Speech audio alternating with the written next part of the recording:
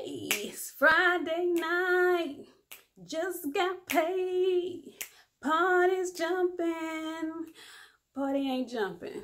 It's Friday night and I'm here making this YouTube video, so yeah, party's not jumping, but that's okay, because at some point, party's gonna be jumping. I'm gonna tell y'all about it too, just not tonight. Tonight, I want to talk about Jada Pinkett's Red Table Talk with Snoop Dogg. So, a few things I wanted to touch on. I love Red Table Talk. I really like Red Table Talk. I mean, it came out of nowhere. Jada, she hit it big with this one, and I really enjoy it. I don't catch every episode, but I try to catch most of them, and she hits on some really prolific topics, and I like the whole 3-generational input and viewpoint that comes with the Red Table Talk. So, man. Anyway, so Snoop Dogg came to the Red Table because of the whole thing with him, his remarks made to Gayle King after her interview with Lisa Leslie, which I was very displeased with. I mean, what we're talking about is the line of questioning Lisa Leslie about Kobe's legacy. And it wasn't so much the first question that she threw at her. I was still taken aback by that because it was so soon after his death. And the man had not even been buried yet. I think it was maybe not even a week after the accident. But she goes on to ask Lisa in the interview, does she think Kobe's legacy would be tarnished because of the court case that ended up being thrown out, the allegations in Denver? So I'm like, why would you ask his friend this question while she's still visibly in mourning? Why would you do that, Gayle? Why? And I know you're a journalist and, you know, blah, blah, blah. But can we be just a little bit compassionate? And it wasn't so much the question, it was her response to Lisa's response that did it for me. Lisa answered the question beautifully. Everybody needs a Lisa Leslie friend. Everybody needs a Lisa Leslie friend. She was so gracious. She was so, not gracious, but graceful in her answer.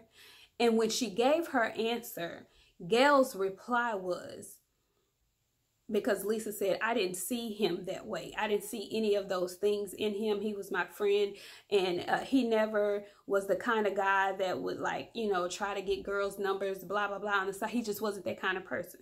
So she's speaking highly of her friend and what she knew of her friend. Well, Gayle's response was, but would you though, Lisa? Would you see those things in him because he was your friend? Would you? Bitch, yeah, I would. Didn't I say that was my friend? When my real friends, I know them, the good, the bad, and the ugly. So if I saw that in him, I saw that in him. But I'm telling you that I didn't. Why you still digging, Gayle? That's how I felt. That's how I felt when I saw the interview. That's what was on my chest. I would have reached out and touched Gayle. Kudos to Lisa for keeping it classy. So apparently Snoop felt like I felt, because he took to his social media page and he was torn and conflicted about it. I could tell, because before he popped off, he asks, is it okay for him to do so? He goes, can I say it, y'all? Can I say it? And I guess somebody must have whispered to him, yeah, go on, dog, go on, say it. And he called her all kind of dog-faced and expletives. He talked real bad to Gayle. I'm a black woman, and I don't know. I don't know. My brother told one of my exes that you know, my sister has one nut. That's what my brother told one of my boyfriends, one of my ex-boyfriends.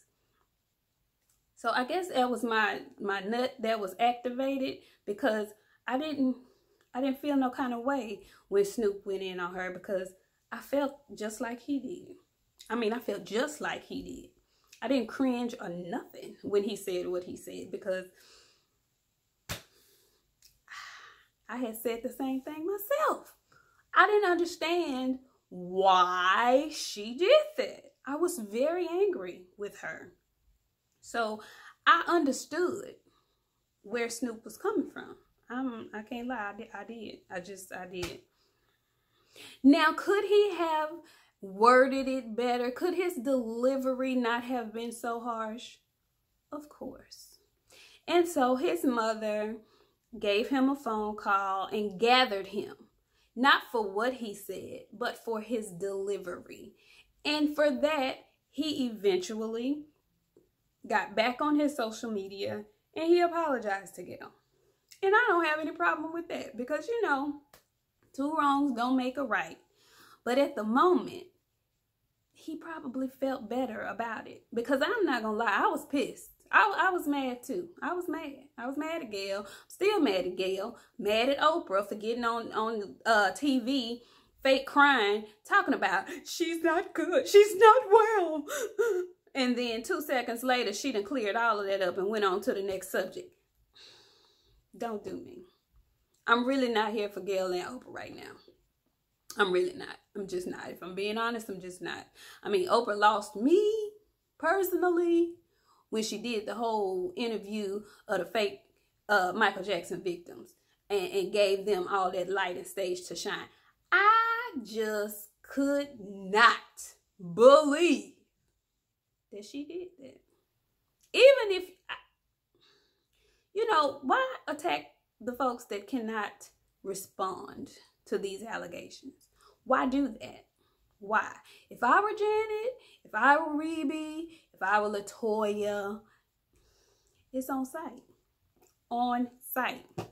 And the thing is, you're talking about these people who have people that are still in the circles that you're in. So there's a potential that you can run into a Janet Jackson, Oprah. And if Janet just decided that, you know, she was going to lick her hand and slap your face, I wouldn't blame her. I wouldn't blame her at all. If Kobe Bryant's sister just so happens to be at a restaurant and Gail is there, which is very possible because all these people have funds, you know, they could easily be in the same place at the same time. If one of his sisters, or if God forbid his wife, runs up on Gail, you kind of have to be prepared for that when you do that kind of stuff, you know. You just do. All I'm saying is, listen, I try to be diplomatic. I try to be fair. And I say that to people that, you know me well. I am firm, but I am fair. So, for fairness' sake, I will say that I agreed with Snoop's sentiments, just not his delivery. And so after he said it, then it's this whole rift between black women and black men, and why do black men feel like they can just talk to us this kind of way? As black women, we always have y'all's back, and it doesn't seem like y'all stay on code to have ours. And I understand that too. I'm a woman, so I feel that angle too. I get that. But in this scenario, in this specific scenario, you don't do it, Snoop, but I understand why you did. That's all I got to say about that.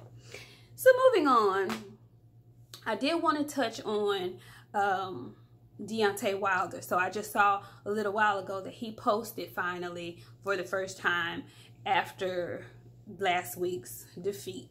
And the brother sounds like he's in better spirits. You know, he not better spirits, but he sounds like he's doing well. He has the right mindset. He wants to avenge his loss. He wants the third fight, which is going to happen, which is going to put a lot of money in his pocket and Tyson Fury's pocket. So I just hope the brother goes back and revamps and is ready, like he said in his post, ready for war. So listen, he always has like makes references to Wakanda, and I've seen him with the little vibranium like necklace around his neck. T'Challa, I am pulling for you.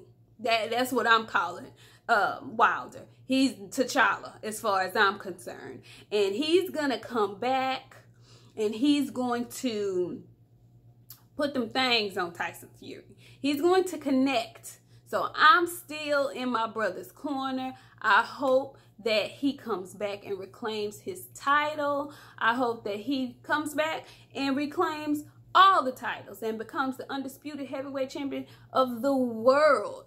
I hope he does that. I'm pulling for him. Y'all let this man breathe, get himself together. Take this trip to Africa is what I heard he's doing. You know, he's planning to take a trip to Africa. You know, get in line with your ancestors. Get yourself together and come back and do the damn thing. So I'm pulling for you. Now, tomorrow, there's a fight in Dallas. I should be there, but I'm not. There's a fight in Dallas. Mikey Garcia is fighting Vargas. And this is the first fight back for Mikey Garcia, the first real fight back, since he got beat down by Dallas's own Errol Spence Jr. So he hasn't fought since then, and I'm really curious to see how he's going to respond. He's fighting again at 147, and I just really don't think that is the weight class for Mikey Garcia, but we shall see. I saw the weigh-in today, and he just looks like he's, you know, I don't know, I don't think 147 is the weight class for him. I think he needs to go back down. His body looked pudgy to me, and he still was only 145. It's like he's straining to make the upper weight class. Dude, just go back down and fight there. Like, what? I don't understand why he's trying so hard to fight at 147. That's not your natural weight class. I think Vargas I'm just curious to see. I'm picking Vargas in the fight. It can go either way. Of course, any fight can go either way. But I'm picking Vargas in the fight. He looks better physically. He's the natural weight for welterweight. And I just think I think he's gonna be too much for Mikey. But we shall see. Mikey's a wonderful boxer, but so is Vargas.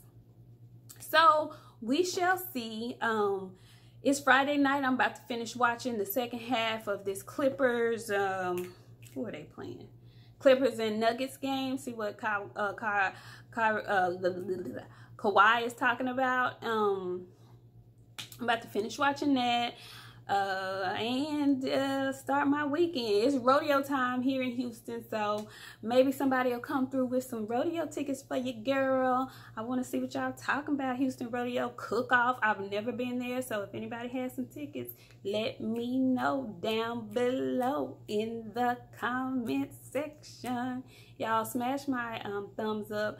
Thank you for all the people who have subscribed to my channel. Tell somebody, and so I can get my subscribers up, please, and thank you. See y'all on Monday. I can't wait to see what happens this weekend in all things sports related and anything else entertainment wise, so I can chit chat with you guys on Monday. All right, see you later.